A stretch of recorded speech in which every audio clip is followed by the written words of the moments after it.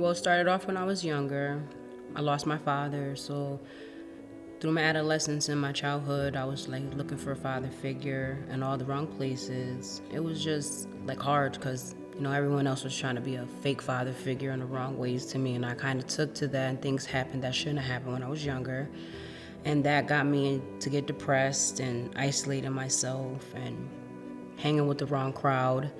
And I met a guy that used to be in front of my building, and I asked him for a cigarette, and he gave me a wrong cigarette, and that's when everything went downhill. I got laced with PCP, and ever since then, I just kept on using, getting suspended from school. And then my mom kept getting aggravated with the simple fact that I kept running away from home. She put me on probation. I rebelled against that, went to group homes after group home, went to Long Lane, and then got pregnant and slowed down a lot, and then I got my heart broken, and from there on it went downhill again. And that's when I came about of just trying to fight the cravings, the sensations, but I couldn't, and then I ended up in rehab for the first time. I couldn't ask for no other better staff than this. I couldn't believe how caring and compassionate they were. You shouldn't be scared because there's nothing to be scared of when you come into programs. Everyone's open.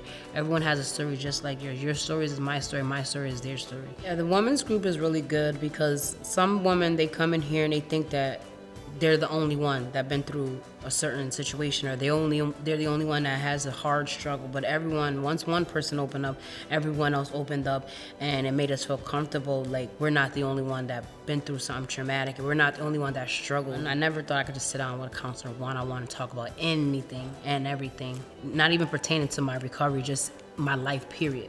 The combinations was great, but when I came in with my first roommate, I couldn't believe I got along with her so good, so well.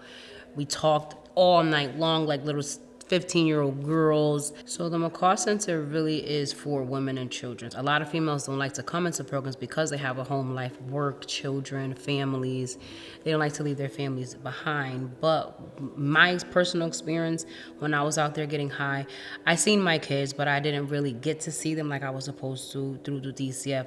But when I came to McCall's, they went above and beyond. So we went to the Hartford State Senator's office. They also made it a point to talk to some of the senators and congresswomen about my case, period. The next week I got to see my kids. That's how efficient they were. They made it their business to make sure that I had a place to visit my sons on the camp, on the grounds. They made sure I got visits. All my rights was being met through DCF. They met every need plus.